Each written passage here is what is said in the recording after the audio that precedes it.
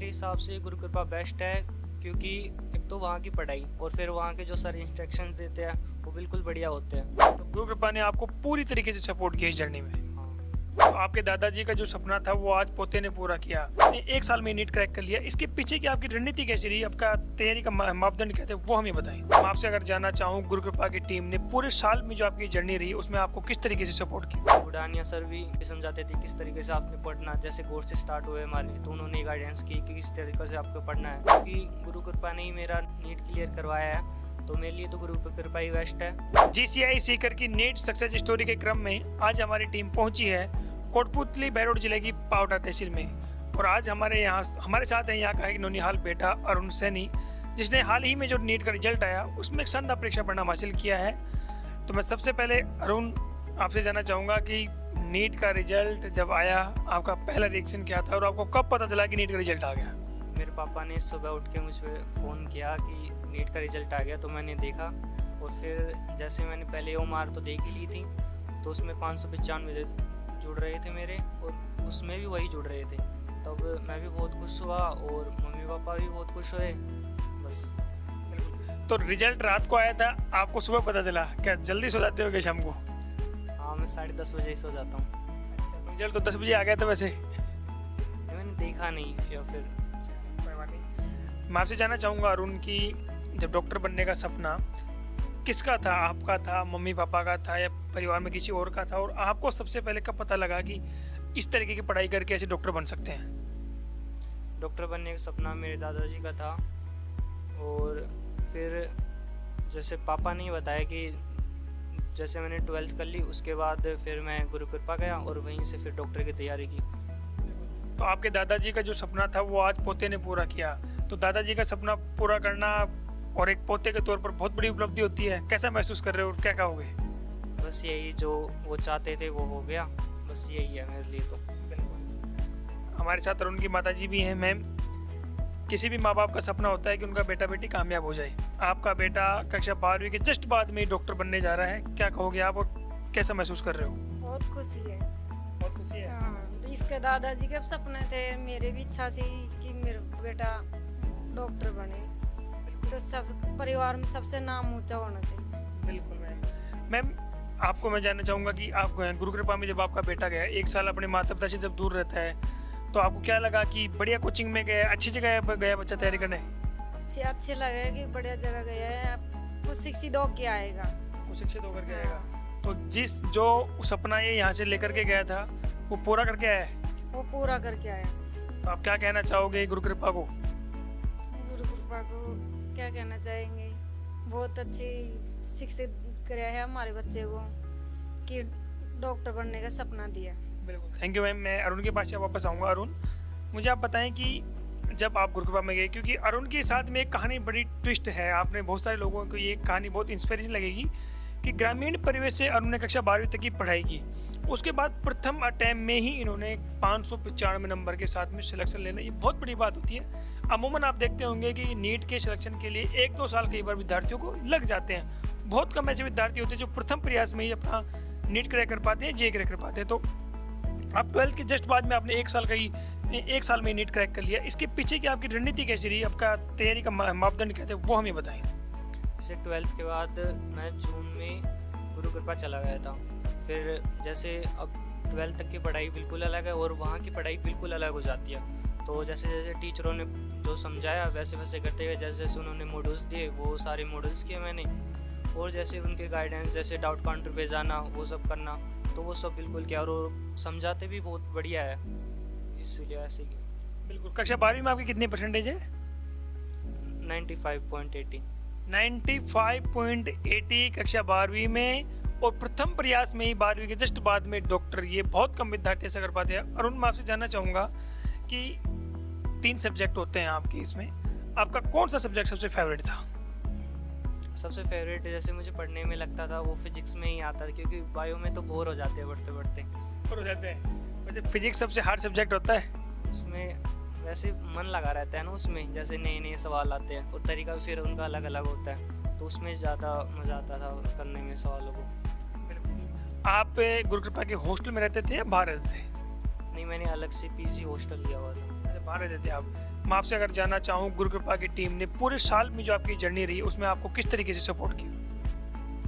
Teachers जैसे Budhania sir भी बीच बीच में जैसे वो भी जो भी उनके फंक्शंस होते थे वो करते थे, और वो भी समझाते थे किस तरीके से आपके पढ़ना। जैसे कोर्स स्टार्ट हुए हमारे तो उन्होंने गाइडेंस की कि किस तरीके से आपको पढ़ना है। उन्हें पूरा शेड्यूल दिया पढ़ने का कि इतने बजे सोना है, इतने बजे तक पढ़ना है, इतने घंटे पढ़ना है, और बीच बीच में आपको जैसे आपने पढ़ लिया 3-4 घंटे तो आप 10 मिनट का ब्रेक ले सकते हो बस, पर ज़्यादा नहीं लेना। ऐसे ऐसे उन्होंने किया और ऐसे करते जाए लास्ट तक होता गया। बिल्कुल। मैं अगर आपसे जानना चाहूँ, क्योंकि ये जर्नी आपकी पूरी 1 साल की बहुत लंबी रही, कभी बीच में ऐसा आया था कि यार शायद मैं गलत जगह तो नहीं आ गया, कभी मेरा सिलेक्शन हो पाएगा नहीं हो पाएगा, कभी डिमोटिवेट हुए हो, वहाँ कभी ऐसा आपके साथ? वो सिर्फ कोर्स के टाइम ज़्यादा हुआ था, क्योंकि कोर्स में जो सवाल आते हैं वो इस लेवल के आते हैं कि वो हो ही नहीं पाते एकदम से देखते हो तो आप। तो उसमें जो मेरा रैंक थी वो बिल्कुल डाउन चली गई थी, नंबर भी नहीं आ रही थी, उस टाइम जरूर लगा था मुझे। फिर आपको किसने आपको सबसे अच्छा सपोर्ट किया और किस तरीके से आप वहाँ से अपने कमबैक किया? बुढ़ाने सर ने कहा था कि कोर्स होंगे तो रैंक बिल्कुल नीचे जाएगी, तो उससे डरना नहीं है। कोर्स के बाद जैसे आप दूसरे हमारे DTS शुरू होते हैं तो उसमें बिल्कुल सही हुआ था, उसमें लेवल ऊपर हो गया था। बिल्कुल। अगर मैं आपसे जानना चाहूँ कि गुरु कृपा की जो सबसे 3-4 मुझे अच्छी आदतें, क्योंकि जब आप सीकर गए होंगे तो सीकर में आपने और भी बहुत सारी कोचिंग्स देखी होंगी, या फिर आपको मुझे ये बताएं कि सबसे पहले आपने गुरु कृपा का नाम कब सुना था और आप गुरु कृपा में ही क्यों गए? मेरे दोस्त पहले चले गए थे गुरु कृपा में, और फिर मैं तो बाद में गया था। वो पहले मई में चले गए थे, मैं जून में गया था, इसलिए मैं लेट हो गया था। तो वो वहीं गए थे और फिर मैं उनके साथ ही रहा। और जैसे दोस्तों के साथ पढ़ने होते हैं तो कंपटीशन भी होता है, तो उस तरीके से फिर आप पढ़ लेते हो। बिल्कुल। तो जब आप सीकर गए तो आपने और भी कोचिंग देखी होंगी, तो आपने उनमें क्यों एडिशन नहीं लिया, गुरु कृपा में ही क्यों लिया? मेरे हिसाब से गुरु कृपा बेस्ट है, क्योंकि एक तो वहाँ की पढ़ाई और फिर वहाँ के जो सर इंस्ट्रक्शन देते हैं वो बिल्कुल बढ़िया होते हैं।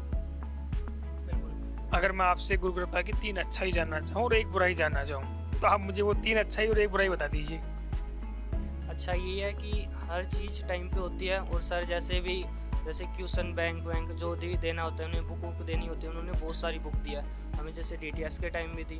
और फिर जैसे रीनीट हुआ तो उन्होंने DTS और कोर्स की दोबारा बुक बनाई थी, और वो भी हमें प्रोवाइड कराई थी, और इसलिए फिर उसके बाद भी ज़्यादा तैयारी हो गई थी। क्योंकि जो पहले नीट हुआ था उसमें तो लगभग मैं आसपास ही था कट ऑफ के, और इसमें थोड़ा ठीक हुआ क्योंकि फिर उन्होंने कोर्स और DTS के दोबारा पेपर करवाए थे। बिल्कुल। आपने बात की रीनीट की, जो इससे पहले 3 मई को जो एग्जाम हुआ उसकी, तो उसमें आपके कितने नंबर आए थे? उसमें 619 नंबर थे आपके। तो रीनीट होना आपके लिए तो मतलब एक गोल्डन चांस हुआ। हाँ, सर ने भी यही कहा था कि जो बच्चे बॉर्डर लाइन पे है उनके लिए रीनीट हुआ वो बढ़िया है, और इससे आप लेवल अपना ऊपर कर सकते हैं और रैंक आपकी बढ़े ही बढ़ेगी, मतलब जैसे बढ़िया रैंक आ जाएगी। तो जब नीट का पेपर कैंसिल हुआ तो एकदम से धक्का लगा होगा, यार ये क्या हो गया?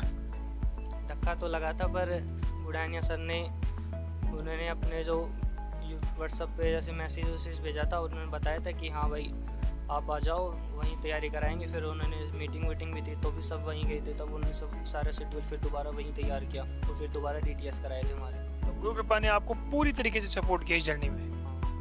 अगर मैं आपसे जानना चाहूँ कि आपने कहा कि भाई आपने इस इंटरव्यू के दौरान 3-4 बार बुढ़ानिया सर का नाम लिया, तो बुढ़ानिया सर क्या संजीवनी बूटी देते हैं ऐसी जो बच्चों को, बहुत सारे बच्चे उन्हीं का नाम ज़्यादा लेते हैं? उनके समझाने का तरीका बहुत बढ़िया होता है, और वैसे वो कभी भी निराश नहीं होने देते बच्चों को कि आप कर ही सकते हो। अब वो ऐसे कभी भी नहीं कहते कि नीट नहीं निकलेगा, वो हमेशा कहते हैं कि निकलेगा। बिल्कुल। और इसलिए निकल भी गया। बिल्कुल। तो जो आपके छोटे भाई बहन इस वीडियो को देख रहे हैं वो भी आपकी तरह 1 साल में सिलेक्शन लेना चाहते हैं, तो उनको तो आपकी तरफ से, अरुण की तरफ से उनको क्या टिप्स रहेंगी? बस यही है, जो आपके टीचर्स कहते हैं वो करते जाओ, मॉडल वोडल जो बताते हैं वो करते जाओ, समर्थ भी देते हैं वो, उसमें भी बढ़िया क्वेश्चन होते हैं। जैसे नीट में कभी कठिन पेपर बनता है, टफ पेपर बनता है, तो उसमें से आ जाते हैं वो क्वेश्चन, तो वो भी करो। और जैसे वो फॉलो जो भी वो कहते हैं वो करते रहो, और जैसे फ़ोन वोन है उससे थोड़ा सोशल मीडिया से दूर रहो। आपने बात की कि आप सोशल मीडिया से दूर थे, लेकिन आज की जब हमें कक्षा 10वीं पास करते बच्चे कहते हैं हमें तो फ़ोन चाहिए, फ़ोन के बिना ये पढ़ाई नहीं होती, हम तो ऑनलाइन पढ़ाई करेंगे, ये करेंगे वो करेंगे, उनको आप क्या मैसेज देना चाहोगे? मैं गया था, मैं फ़ोन लेके तो मैं भी गया था, पर मैंने फ़ोन चलाया नहीं वहाँ पर। बस यही है कि मैंने कंट्रोल रखा और फ़ोन नहीं चलाया। फ़ोन लेकर गए, चलाया नहीं, इतना बड़ा सेल्फ कॉन्फिडेंस कहाँ से आ गया? क्योंकि इस उम्र में तो बिल्कुल आ ही नहीं सकता।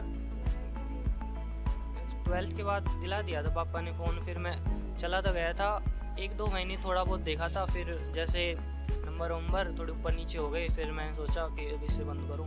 फिर मैंने बंद कर दिया, फिर थोड़ा ठीक रहा, फिर बस फिर बंद कर दिया मैंने बिल्कुल फ़ोन को। और जैसे डाउट्स भी होते थे फिर मैं डाउट काउंटर पे चला जाने लगा। मैंने फिर इसमें सॉल्यूशन भी देखना बंद कर दिया, क्योंकि फिर वो आपको याद नहीं रहते, बस आपको ऊपर ऊपर समझ में आ जाता है इससे देखते हो। और वो चीज़ है कि आपको समझ में भी आ जाता है और याद भी रहती है चीज़ें। बिल्कुल। तो अगर मैं आपसे जानना चाहूँ कि एक 24 घंटे का आपका रूटीन, कि आप जैसे वहाँ सीकर में रहते थे, तो 24 घंटे का आपका रूटीन क्या रहता था? जैसे सुबह से शाम तक का आपका रूटीन बताइए 24 घंटे का। 6 बजे जैसे कोचिंग स्टार्ट होती थी तो मैं 4:30 बजे उठता था। मेरा रूममेट जैसे दोस्त भी रहता था, तो ऐसे नहा धो के हम नाश्ता वास्ता करके फिर कोचिंग चले जाते थे। और फिर जैसे कोचिंग 12:30 बजे ख़त्म हो जाता था, तो हम फिर घर आ जाते, वो हॉस्टल आ जाते। और हॉस्टल में जैसे हमने खाना खाया और आधा घंटा रेस्ट की, उसके बाद हम पढ़ने लग जाते थे। और 4 या 5 बजे तक पढ़ते थे। फिर आधे घंटे का फिर रेस्ट लेके जैसे बाहर जैसे जाना हो फिर आके, और फिर थोड़ा देर पढ़ते थे। फिर जैसे 7:30 बजे खाना वाना खा लिया, 8 बजे तक आ जाते थे। फिर उसके बाद 10 साढ़े 10 तक पढ़ते थे, फिर सो जाते थे। फिर ऐसे रूटीन था। ये 24 घंटे का आपका रूटीन रहता था। मेरा अंतिम सवाल आपसे, जो इस वीडियो को देख रहे हैं और वो आपकी तरह डॉक्टर इंजीनियर बनना चाहते हैं, उनको आपकी सलाह और आपके इस सफलता में गुरु कृपा का कितना बड़ा योगदान है? देखो मेरे लिए, क्योंकि गुरु कृपा ने ही मेरा नीट क्लियर करवाया है, तो मेरे लिए तो गुरु कृपा ही बेस्ट है। और जैसे जो भी करना चाहते हो गुरु कृपा आएँ और तैयारी करें, वहाँ होगी फिर बढ़िया तैयारी आपकी। Okay, thank you and best of luck.